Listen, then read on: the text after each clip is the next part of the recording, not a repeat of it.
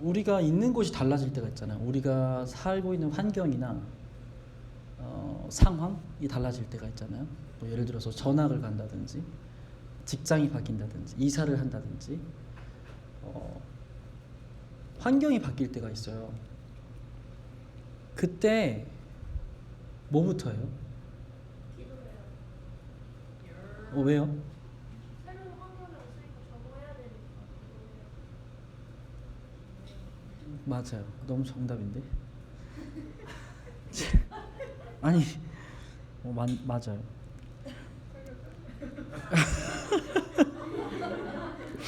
아니 이런 거 있잖아. 가장 먼저 내가 만약에 대만에 내가 살게 됐어요. 살게 됐을 때 뭐부터 하냐? 일자리 알아봐요. 언어부터 맞아요. 이게 다, 자 봐요. 일자리와 언어, 이게 기준이 있는 거예요. 그거를 생각하는 기준이. 만약에 주변 사람들부터 본다, 그러면 거기서도 되게 세세하게 달라질 거예요.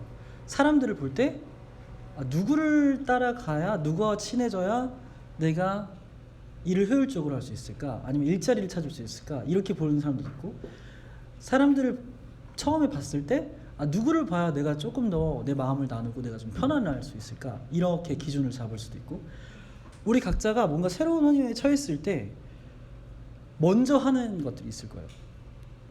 그게 뭔지 좀 이렇게 생각해보고 들어갔으면 좋겠어요.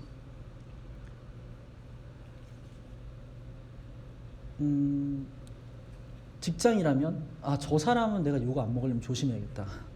직장생활 편하게 하려면 저 사람 조심해야겠다. 이런 것들이 있을 것이고, 뭔가 내가 이 직장에서 좀 주도적으로 일을 하는 팀에 끼려면, 부류가 되려면 저 사람하고 가까워져야겠다. 이런 것도 있을 거예요. 그러니까 여러 가지 기준이 있을 텐데, 우리가 새로운 환경이나 어떤 것을 만났을 때 가지고 있는 패턴이라고 이거를 해볼게요. 이 패턴이 있을 거예요. 사도들도 그 패턴을 가지고 있었어요. 그 패턴이 뭐였는지 보고 그게 왜 그렇게 형성됐는지를 살펴볼게요. 그리고 우리한테 한번 적용을 해볼게요. 일단은 먼저 지난주에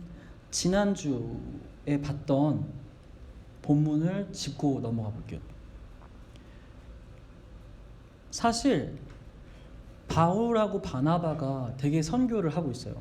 그 뒤에도 사도들이 선교를 하는데, 이 사람들이 왜 하죠?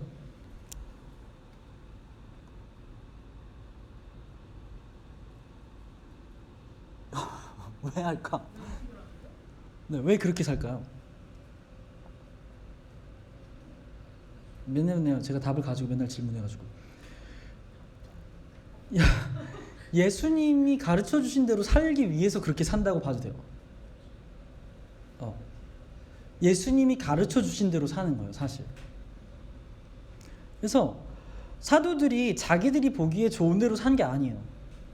교회 됐다라는 거는 내가 보기에 선교가 이렇게 해야 효율적일 것 같아, 물론 포함되겠죠. 우리가 어떤 선택의 기로에 있을 때 뭔가를 선택할 때 그게 포함이 될 거예요. 근데 하지만 그 사람들이 살아가는 방향과 원리에 있어서는 예수님이 가르쳐 주신 것을 따라서 살기 때문에 그런 모양이 나오는 거예요. 이거는 우리한테도 동일해요. 너 왜 그렇게 살아? 예수님이 이렇게 가르쳐 주셨으니까 그걸 지금 정해보면 이렇게 되는 것 같아. 이게 사실 우리 삶의 패턴이 돼야 돼요. 우리 행동의 원리가 돼야 되고. 그래서 지난주 본문에서 우리가 살짝 봤지만, 바울하고 바나바가 따랐던 가르침 중에 지난주에 볼 수 있었던 것은 마태복음 10장에서 알려준 거였어요. 예수님이 그걸 우리가 말한 합당한 자, 이제 개역개정에 합당한 자라고 번역된 그 개념이죠. 근데 예수님이 마태복음에서 가르쳐 주신 것을 보자면 이렇게 구성돼요. 우리가 CPC에서는 그리고 힐하우스에서 되게 반복적으로 다루는 거지만, 5장에서 7장을 보면, 마태복음 보면은 산으로 모여 제자들만 따로 모으셨죠. 그리고 제자들이 누군지를 알려주셨어요. 그게 산상수훈이죠. 그리고 거기에 가운데 주기도문이 있어요. 그래서 그 당시에 글을 쓸 때 가장 중요한 것을 가운데 쓰는, 뭐라 그러죠? 용법? 문학적인 특징이 있었어요. 인클루지오라고 하는데 그것을 통해서 제자들의 정체성을 뚜렷하게 5장 7장에서 가르쳐줘요. 가르침이죠. 그 다음에 8장에서 9장에서 뭐 하냐면 예수님이 병 치유하시고 안진뱅이 고치시고 하나님 나라가 임했을 때 어떤 일이 일어나는지 보여주세요. 근데 그거는 병 치유되는 사람 좋으라고 하는 게 아니라 지금 선포되는 하나님의 복음이 구약에서부터 하나님이 말씀하셨던 거다라는 것을 증명하는 일이었어요. 하나님 나라가 임했다라는 걸 증명하기 위해서 그 기적들이 있었다는 거예요. 그 사람들의 신앙심이 좋다, 그들의 믿음이 높아서 기적이 일어났다 이런 개념이 아니라 하나님의 말씀이 진짜 진리다 이걸 확증하기 위해서 기적을 보여주셨죠. 그러니까 보여줌이 있어야 돼요. 그 다음에 10장에서 제자들을 보내시면서 말씀하신 게 합당한 자라는 개념이에요. 그리고 보내시죠. 그래서 항상 예수님의 제자화에는 가르침, 보여줌, 떠남이나 보냄이 있었던 거죠. 10장에 좀 주민을 해보면 제자들의 보내심을 말씀하실 때 하나님 나라 복음을 선포하고 그 안에서 합당한 자를 찾고 합당한 자를 찾으면 합당한 자에게 머물러라 그 고를 떠날 때까지 이렇게 말씀을 하시죠. 그래서 지난주에 보면은 합당한 자가 아니다 너네는 그러면서 그 자리를 떠나서 이고니온으로 왔어요. 그래서 바울하고 바나바가 어떤 행동을 할 때 왜 그렇게 하냐면 예수님한테 그렇게 배웠기 때문이에요. 이거를 가지고 다음으로 넘어가 볼게요.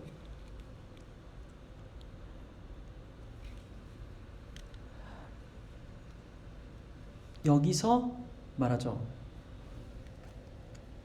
영원한 생명을 얻기 합당하지 못한 사람이다 라고 우리가 판단된다. 그래서 우리는 이제 이방 사람들에게 간다. 합당한 자를 찾고 있어요. 왜냐하면 우리가 뭇 민족의 빛, 여기는 여기 뭇 민족은 모든 민족을 말하는 거죠. 너네 유대인뿐만 아니라 모든 민족의 빛으로 삼았으니까 우리 너네 합당한 자 아니면 나 합당한 자 찾으러 갈게 이거예요. 그래서 내가 땅 끝까지 구원을 이루게 하려는 것이다. 예수님 믿는 사람들, 합당한 자들을 찾아서 하려는 게 그거예요. 그래서 합당한이란 것이 악시오스 그리고 이게 NASB인가? NIV고 또 있어요. 그거로 따르면 worthy예요. 그래서 worthy person이라 그래요. 그래서 아까 합당하지 않은 unworthy, worthy 그렇게 번역이 됐어요. 그러니까 조금 직접적으로 말하자면은 복음을 들을 가치가 있는 사람과 없는 사람, 복음을 감당할 만한 사람 이렇게 봐도 되는 거예요. 되게 냉정해요. 사실 예수님이 우리에게 맡겨주신 사명.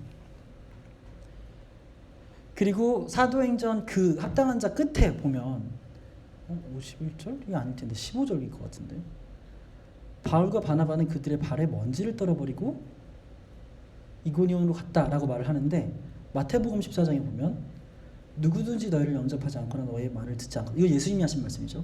그 집이나 그 고을을 떠날 때 너희 발에 묻은 먼지를 떨어버려라. 그러니까 바울하고 바나바가 하고 있는 게 정확하게 예수님이 가르쳐주신 것을 하고 있는 거예요.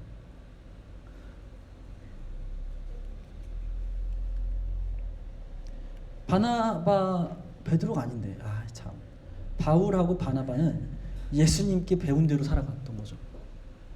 그냥 본인들이 생각하는 좋은 선교를 한 게 아니에요. 그래서 여기서 예수님이 가르쳐주신 합당한 자 개념은 사실 사역을 위한 게 아니에요.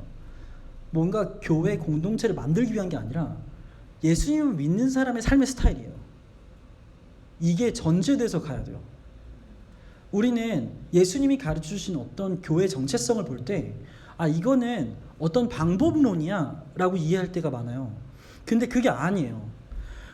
합당한 자 개념을 말씀하실 때 가르침, 보여줌, 떠남 그리고 그 안에 있는 요소들은 사실 너네가 교회 사역할 때 이렇게 해 아니면 너네가 뭐 전도 축제할 때 이렇게 해 아니면 너네가 뭐 너네 공동체 사람 모을 때 이렇게 해라 이런 개념이 아니에요. 우리 삶의 어떤 한 부분을 말하는 게 아니라 우리 전 인격적인 정체성을 말하는 거예요. 그래서 합당한 자를 찾는다는 것은 우리 삶의 스타일을 말해요. 우리가 어느 곳에 가나 어떤 환경에 있으나 삶의 스타일로 가는 거죠. 바울하고 바나바가 그 사람들 합당한 자를 찾기 위해서 이고니온으로 이동을 했어요. 우리 1, 2절을 다시 한번 읽어볼게요. 여기 있는 거 같이 읽어볼게요. 시작.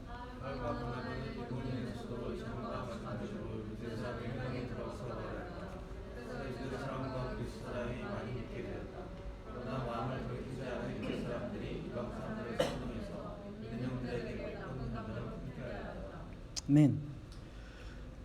이고니온이라는 도시는 지난주 본문에 보면은 비시디아 안디옥이 있었잖아요. 거기에서 남동쪽으로 비시디아 안디옥에서 남동쪽 맞죠? 거기서 보기에 160km 정도래요. 그래서 이렇게 이동을 했어요. 그래서 여기가 어디냐면 지금 터키에 있는 코냐라는 도시래요. 그래서 코냐를 쳤더니 옛날 모습은 없고 이런 사진이 있었어요. 그래서 여기 되게 비옥한 땅이래요. 그래서 과수원도 많고 과일도 엄청 많았고 그런 땅이었대요. 관광도 많이 하더라고요. 코냐. 네, 아무튼 그래서 뭘 했죠? 1절 그러니까 앞에 보면은 바울과 바나바는 이고니온에서도 뭘 했죠? 이전과 마찬가지로 했어요. 되게 패턴이 있었던 거예요.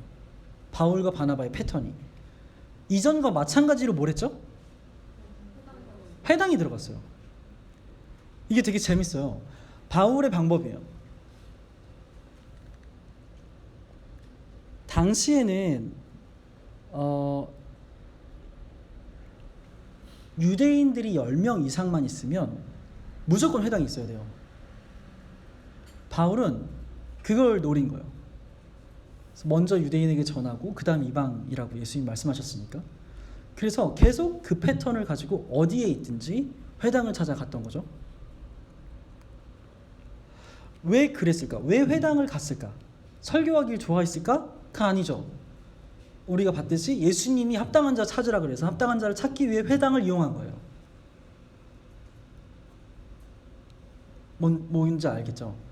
합당한 자를 찾아내기 위해서 회당이라는 시스템을, 그 구조를 이용했던 거죠.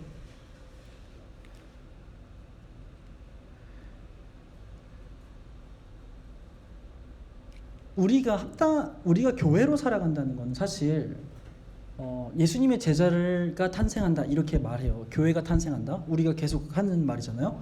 근데 우리가 전환해야 될 것 중에 하나는 뭐냐면은 우리는 자꾸 제자를 만들어내는 거라고 생각해요. 내가 키우는 거라고 생각을 하는데 사실 예수님께서 하신 첫 번째 접근은 물론 키우는 게 포함되겠죠. 근데 예수님이 하신 첫 번째 접근은 키우는 게 아니에요. 9장에서 예수님이 이제 하나님 나라가 임한 것이 무엇인지 보여주다가 결론에 이렇게 말을 해요. 예수님께서는 모든 도시와 마을을 두루 다니시면서 유대 사람의 여러 회당에서 가르치시며 하나님 나라의 복음을 선포하며 온갖 질병과 온갖 아픔을 고쳐주셨다. 그러니까 5장에서부터 9장까지를 요약한 거죠. 어떻게 보면 이 앞에가. 근데 그랬더니 예수께서 그 무리를 보셨더니 그들이 불쌍했어요. 왜 불쌍했냐? 그들이 마치 목자 없는 양같이 보였다는 거예요. 고생에 지쳐서 기운이 빠져 있었어요. 양이 목자가 없으면 살 수 없대요. 양을 저는 잘 모르지만 먹이를 찾기도 어렵고 방향을 찾을 수도 없고 뭔가 다른 동물들이 왔을 때 자신을 보호할 수가 없어요. 목자가 없으면. 그렇대요. 그러니까 그 무리들이 예수님이 보는 그 사람들이 그렇게 보였다는 거예요. 그래서 예수님이 뭐라 그러냐면은 같이 읽어볼까요? 시작.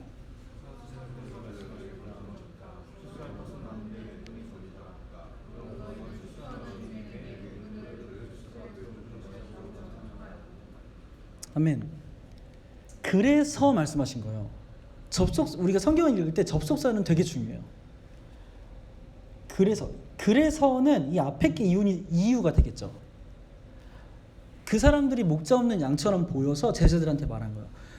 그 사람들이 목자 없는 양처럼 보여서 일꾼이 필요하다. 근데 그 일꾼은 추수할 것이 많은데 일꾼이 적기 때문에 일꾼이 더 필요한 거예요. 곡식을 키우는 거는 일꾼이 아니에요. 되게 여기서 되게 재밌어요. 우리가 말세야라고 말을 하잖아요. 말세는 예수님 오셨을 때부터 말세예요. 요한계시록이 말하고 있는 것은 예수님 오셨을 때부터 지금까지를 말해요. 이 말세에 추수할 것이 많은데 일꾼이 적은 거예요. 그래서 일꾼들을 그의 추수밭으로 보내시라고 청하여라. 아멘. 그래서 우리가 제자화한다는 것은 이 추수할 일꾼들을 찾는 거예요. 그런 관점에서 바나바와 바울은 계속해서 회당에서 예수님이 하셨듯이, 예수님이 가르쳐 주셨듯이 그 패턴을 가지고 있었던 거죠. 그래서 우리가 복음으로 살아가는 가치관을 보여주고 가르치고 그리고 그 사람하고 같이 머물면서 제자화가 이루어지는 것이 우리 삶의 패턴이다라는 거예요. 사도들을 우리가 생각할 때 목회자라고 생각하기 쉬운데 그렇지가 않아요. 사도들은 제자들이에요. 우리도 제자들이고 그렇기 때문에 우리의 삶도 그 패턴이어야 하는 것이죠.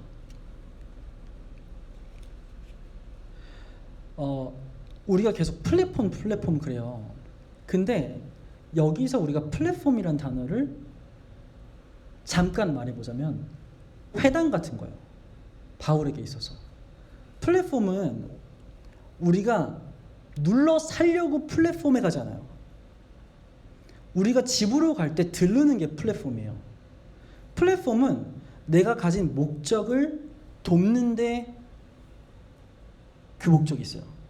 내가 그러니까 바울과 바나바가 예수님을 전하고 합당한 자를 찾는데 회당이라는 플랫폼을 사용한 거죠.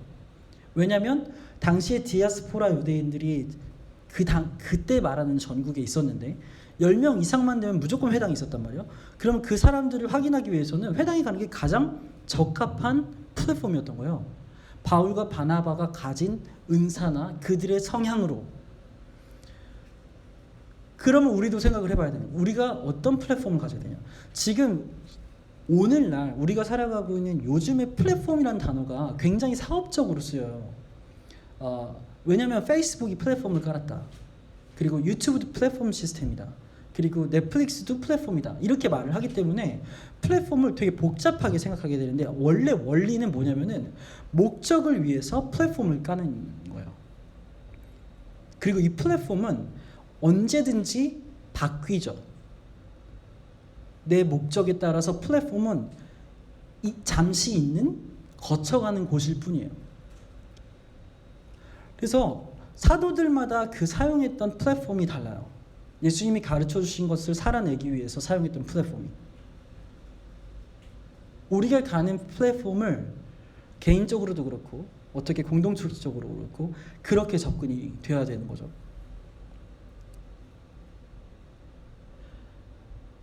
진짜 신기한 일인 거죠. 플랫폼은 요즘에 생긴 게 아니에요. 아주 오래전부터 있었던 거죠. 그 개념 자체는. 그래서 자꾸 베드로라고 썼네. 바울하고 바나바는 회당이라는 플랫폼을 사용했다라는 거예요. 그 예수님의 가르침으로 살아가는 데 있어서. 3절의 첫 번째 부분을 같이 읽어볼게요. 시작.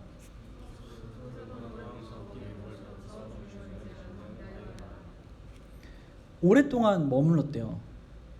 우리가 전문맥으로 바울과 바나바가 했던 패턴을 보면은 여기서 머무른 이유는 찾게 된 합당한 자들과 머물렀을 거예요. 머무를 이유가 다른 건 없죠. 하나님 이 주님을 의지해서 담대히 계속 말한 거. 그들이 수다를 떨었다가 아니겠죠. 하나님의 말씀을 말했겠죠. 합당한 자들과 함께. 그것 때문에 머물렀던 거예요. 또 베드로네요. 바울하고 바나바는 합당한 자와 함께 머물렀던 거예요. 그 뒤에 읽어볼게요. 시작. 주님께서는 그들을 손으로 표준과 놀라운 일을 행하게 하셔서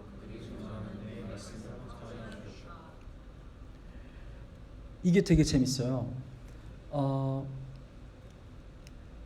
이 앞에 보면은 머무르는 거하고 담대히 말한 거의 주어가 누구죠? 그쵸? 사도예요. 근데 표징과 놀라운 일을 행한 주어는 누굴까요? 주님이에요. 은혜의 말씀을 확증해 주신 것도 주님이에요. 이게 되게 재밌는 거예요. 우리는 우리의 믿음 가지고 기적을 행하려고 그래요. 사실 잘못 가면 내가 어떤 노력이나 하나님 앞에서 어떤 조건을 좀 갖춰서 하나님을 더 알고 하나님한테 기도를 많이 해서 기적을 일으키려고 해요. 근데 성경에서 말하는 표징이나 놀라운 일은 그런 관점이 절대 아니라는 거예요. 하나님이 하나님의 말씀이 진짜라는 것을 알려주기 위해서 표적과 놀라운 일을 행하신다는 거죠. 항상 우리가 기적이나 표징을 볼 때 이것이 예수 그리스도를 드러내느냐, 그리고 그 예수 그리스도를 드러낸다는 것은 뭐냐면 단순하게 내가 복 받았다, 세상에서도 말하는 그 복을 받았다는 것을 말하는 게 아니죠.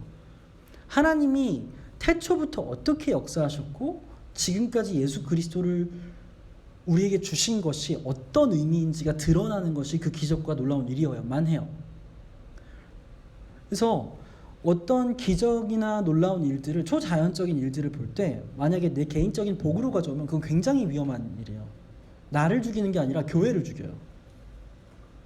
그리고 혹여나 우리 안에 어떤 정말 교회됨이 아니라 정말 어떤 나중심적인 어떤 복이나 기적을 바라고 있다면 그것도 돌아봐야 되는 거죠. 그래서 표징하고 놀라운 일은 하나님의 말씀을 확증해요. 그리고 이 일은 우리가 하는 게 아니라 하나님이 하세요.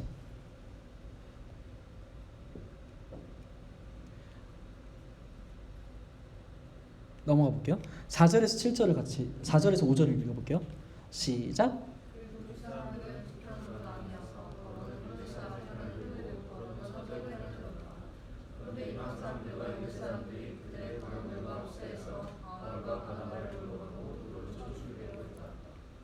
아멘. 2절에도 이 부분이 나와요. 유대인들이 이방인들하고 같이 믿는 자들을 나쁘게 생각하게 만들었대요. 뒷담을 깐 거죠. 뒤에서 얘기한 거예요. 복음을 가지고 살아가는 사람들이 회당을 기득권으로 가지고 있고 회당을 통해서 이득을 가지고 있는 사람들한테 방해가 되는 거죠. 우리가 계속 봤던 거 있잖아요. 내가 이 복음을 가지고 내 이익을 챙기는 게 복음을 따라가는 것보다 중요하게 여기는 사람들. 다시, 우리가 하나님을 따라간다고 하지만 이것 때문에 이득을 얻고 있는 것이 있다면 정말 교회로서 살아가는 것보다 이게 더 중요하게 되는 거죠. 지금 유대인들이 사실 그 격인 거예요. 회당에서 하나님의 말씀이 선포되고 하나님의 진짜 그 말씀이 확인되어야 되는 것이 회당인데, 회당에서 오히려 하나님의 말씀이 짓밟혀지고 하나님의 말씀이 거짓이 되어버리는, 왜냐하면 예수님을 따라가는 게 최우선의 가치로 여기지 못하는 사람들 때문에 지금 그 일들이 일어나니까 편이 갈라졌어요. 되게 재밌는 게, 우리가 바른 가르침이 있으면 사람들이 하나 될 거라고 생각하잖아요. 근데 성경에서 그렇지 않아요. 이게 되게 잘 들어야 되는데, 성경에서 진짜 복음이 선포될 때마다 편이 갈라져요. 복음을 원하는 사람들, 복음을 원하지 않는 사람들. 여기서 말하는 편이 갈라진다는 것은 하나님이 택자와 유기자라고 말할 수도 있어요. 아주 극단적으로 말하자면 우리가 가는 어떤 형태적인 측면이 아니라 기능적인 측면을 말하는 거죠. 바울과 바나바가 말씀을 제대로 전하지 못했거나 아니면 충분하지 못해서 편이 갈라진 게 아니에요. 그래서 우리가 살아갈 때 편이 갈라질 거예요. 우리 때문에. 이건 우리가 피할 수가 없어요. 만약에 우리가 진짜 교회로 살아간다면 그 복음 때문에, 나의 태도 때문에 나를 싫어하는 사람이 생긴다는 거예요. 그게 성경에서 제자를 말할 때 한 번도 빠짐없이 나오는 핍박이에요.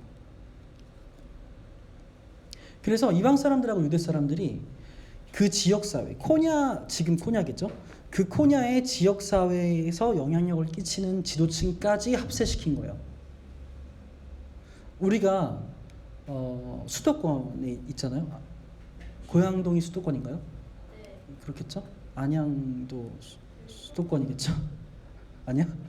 아무튼 우리 때문에 이 지역 사회의 지도층이 우리를 싫어하게 됐다라고 생각하면은 어떻게 될지 상상을 해봐야 돼요. 취직도 안 될 것이고 묻히는 거예요. 그럼 우리는 이사 가겠죠? 우리 이 지역 사회 지도층이 영향을 끼치지 못하는 곳으로 이사 갈 거예요. 근데 그런 거죠. 그러니까 하나님께서 하나님 나라의 복음을 전파하고 확장하실 때 핍박을 사용하셨어요. 이동하게 하셨죠. 원고에 없는 얘기지만 그래서 하나님의 말씀이 선포되면 반응이 나뉜다. 이거를 우리가 기억해야 된다는 거죠. 이렇게 나뉘었을 때 이제 이 사람들이 반응이 나뉘었을 때 돌로 쳐 죽이려고 그랬어요. 그러면 바울하고 바나바가 믿음이 있고 성령 충만한 사람들이면 어떻게 해야 될까요? 잘못 생각하면 우리는 죽어야지. 복음 때문에 죽어야지. 라고 생각할 수도 있어요. 도망가는 사람들. 네, 그렇죠. 답을 계속 알려주고 있어요. 그래서 6절, 7절 읽어볼게요. 시작.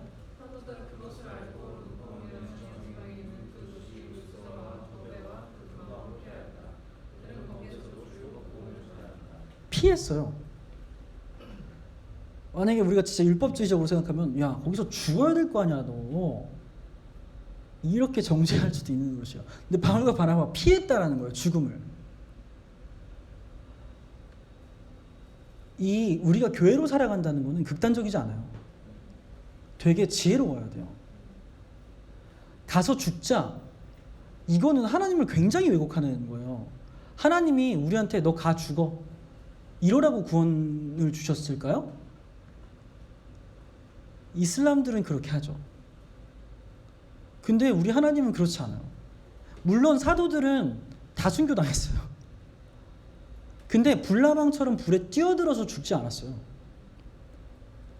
죽음을 통해서 자신의 죽음 자체가 복음을 드러내는 일이라면 기꺼이 죽었던 거죠. 근데 죽으려고 하지 않았어요. 이거를 종이 한 장 차이지만 잘 구분해야 돼요.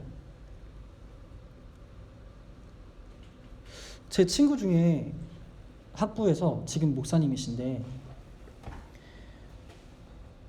얘가 되게 건강하고 밝은 애예요. 근데 그날따라 밥도 못 먹고 완전히 진짜 얼굴이 누래져가지고 너무 힘들어하는 거야. 진짜 얘가 이 정도면 진짜 아픈 거야. 정말 다른 사람이면 정말 난리 날 정도로 아픈 거야. 그래서 걔한테 물어봤죠. 야, 너 집에서 쉬지 왜 왔어? 그랬더니 엄마가 그랬다는 거야. 죽어도 학교 가서 죽으라고. 우리 하나님이 그런 분이 아니라 물론 어머니가 죽으라고 학교 보내진 않으셨겠지만 물론 교육 방침이 있으셨겠지만 하나님이 우리를 교회로 살아가는 것을 오해하면 안 돼요. 이거를 어디서 볼 수 있냐면 예수님의 가르침에서 볼 수 있어요. 바울과 바나바는 그걸 알았기 때문에 피할 수 있는 거예요. 뭐냐면 마태복음 10장인데 13장이라고 썼어. 미안해요 여러분. 어저께 사실 축구 보려고 빨리 하다가 10장 16절이요. 합당한 자를 말하시고 바로 말씀하시는 게 이 문맥이요. 합당한 자를 찾아. 그리고 걔네가 받아들이지 않으면 너네 발에 먼지를 털어버려. 야 봐봐. 내가 너희를 내보내는 게 마치 양을 이리떼로 보내는 것과 같아. 그 목자가 양을 이리떼한테 보내면은 목자의 마음은 어떨까요? 그렇죠? 이리를 사랑해서 양을 먹이로 주려고 보내는 게 아니잖아. 그래서 너희는 뱀과 같이 슬기로워야 돼. 개역개정엔 지혜롭고라고 써있지만 비둘기같이 순진해져야 돼. 너네가 계속 본질만 추구해야 되고 너네 그 본질을 추구하기 위해서 전략을 가지고 너네 지혜롭게 살아야 돼. 지금 이 말을 하고 있는 거예요. 예수님이. 그래서 이걸 배운 바울과 바나바는 피한 거죠. 무지막지하게 그들한테 달려들지 않았던 거예요. 그래서 우리가 살아가는 방식에서 지혜가 필요해요. 지혜를 그 지혜를 주시는 아버지께 구해야 되겠죠. 우리 이거 10장을 잠깐 펴볼까요? 네, 마태복음 10장.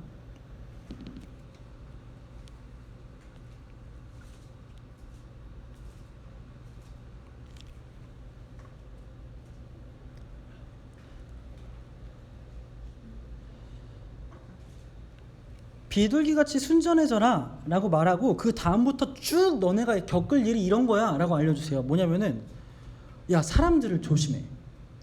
왜냐면 너희를 법정에 넘겨주고 회당에서 매질할 거야. 그러니까 회당이 원래 하나님의 진짜 말씀이 선포되어진 곳인데 진짜 말씀이 선포되면 회당에서 맞는 거예요. 그 굉장히 여러 가지 의미가 포함되어 있는 거죠. 그 당시의 사회 구조라든지 그 당시의 일반적인 생각들, 사상들이 전혀 하나님의 말씀에 적합하지 않았다는 거. 이렇게 쭉 핍박이 있어요. 엄청나게 있다가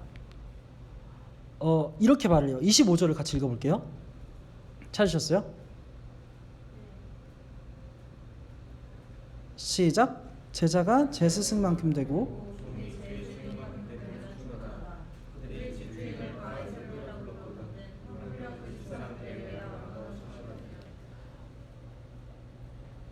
예수님은 아는 거예요. 우리가 살아가는 삶이 얼마나 있는지.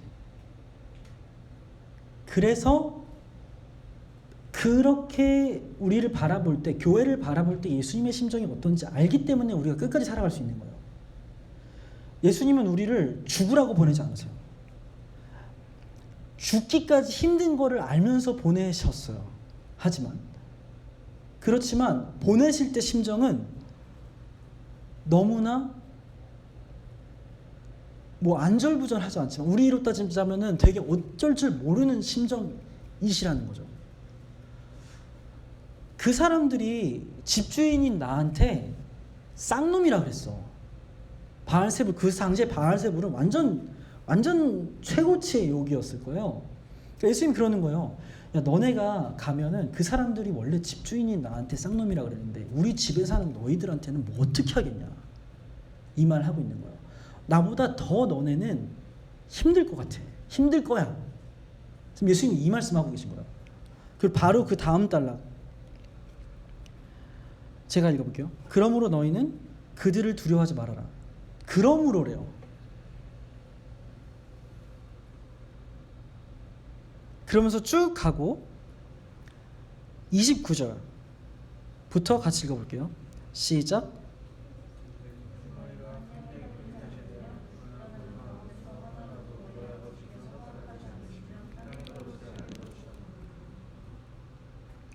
그 다음까지요. 아버지께서는 너희의 머리카락도 다 세워놓고 계신다. 그러니 두려워하지 말아라. 너희는 많은 참새보다 더 귀하다. 이게 예수님의 심정이라는 거예요. 교회로 살아가도록 성령을 다 부어주셔서 본인의 모든 것들을 다 부으셔서 그 자녀들이 살아가는 이 땅의 삶이 힘든 걸 아시기 때문에 그래도 걱정하지 말라고 하시는 예수님의 음성을 우리가 매일 들을 수 있어야 돼요. 교회로 살아간다는 게 얼마나 치열하고 얼마나 서러운 일인지 예수님이 아신다는 것을 우리가 기억해야 끝까지 살아갈 수 있다는 거죠. 예수님이 우리의 머리카락이 몇 개인지도 다 아시고 계시고 예수님의 허락 없이는 참새가 죽을 수도 없어요. 근데 우리는 참새보다 훨씬 귀한 존재예요.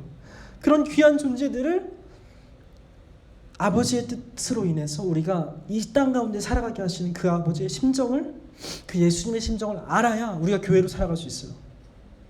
그래야 우리가 그 교회 예수님이 가르치신 그 가르침이 우리 삶의 패턴이 될 수 있는 것이고 그 삶의 패턴으로 살아갈 때 아무리 힘들어도 우리가 끝까지 그렇게 살아갈 수 있는 거죠. 바울과 바나바가 그걸 알았던 거예요. 그래서 끝까지 갈 수 있었던 거죠. 바울과 바나바를 통해서 사도행전이 우리에게 보여주고 싶은 거는 단순히 너네가 선교하는데, 너네가 교회로 살아가는데, 교회를 개척하는데 이렇게 방법을 해가 아니에요. 바울과 바나바는 철저하게, 사도들은 철저하게 예수님이 가르쳐 주신 것을 따라서 살아갔어요. 그리고 그 예수님이 누구신지를 계속 이 사역을 통해서 드러내는 거죠. 만약에 우리가 사도행전을 통해서 예수님을 만나지 못한다면 사도들의 사역을 우리는 굉장히 낮게 깔아버리는 거예요. 그 가치를 완전히 뭉개는 거예요. 우린 반드시 예수님이 어떤 분이신지 더 알아가야 되는 거죠. 그래서 예수님을 따라가는 삶이 고통이 있다는 걸 예수님이 아신다라는 것을 우리가 기억해야 된다는 거예요. 정리를 해볼게요. 합당한 자를 찾는 것이 단지 어떤 방법론이 아니라 교회의 삶의 스타일이라는 거예요. 그래서 우리가 아까 서론에서 처음에 말했던 우리가 이동하거나 새로운 환경을 만났을 때 뭐 하세요? 라고 보면 합당한 자를 찾기 위해서 패턴이 형성돼야 돼요. 뭔가 주변에 적응하기 위해서 한다? 합당한 자를 찾으려고 적응하는 거고, 사람들을 파악한다? 합당한 자를 찾으려고 파악하는 거예요. 그리고 효율적으로 할 수 있는 플랫폼이 뭔지 그 안에서 찾을 수 있는 거겠죠. 바울과 바나바가 회당을 선택했던 거죠. 반드시 이렇게 가게 되는 거예요. 그리고 우리가 거기서 말씀을 전할 때 그것을 진짜라고 확인해 주시는 것은 하나님의 몫이에요.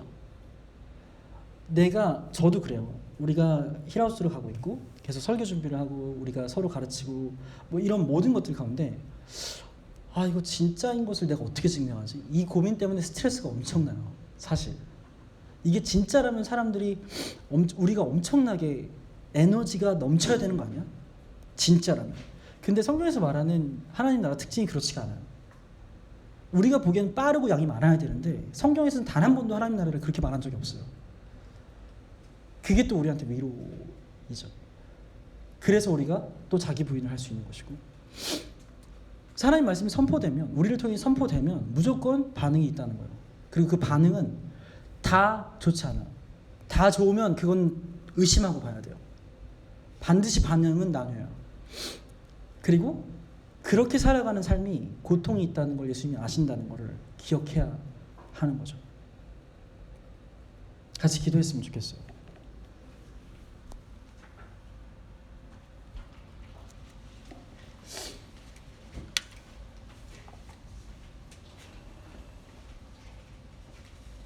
기도해 주실 때 사실 우리 각자가 있는 삶의 현장 가운데 하나님께서 허용하셨어요. 우리가 거기 있도록. 우리 같이 구했으면 좋겠는 게, 우리를 그곳에 있게 하신 그 아버지의 마음을 알게 해달라고 같이 구했으면 좋겠어요. 내가 거기서 교회를 살려고 부단히 노력하는데 잘 되지 않는, 하지만 그런 나를 보면서 아버지가 가지고 계신 그 마음을 우리가 알게 해달라고 같이 기도하겠습니다.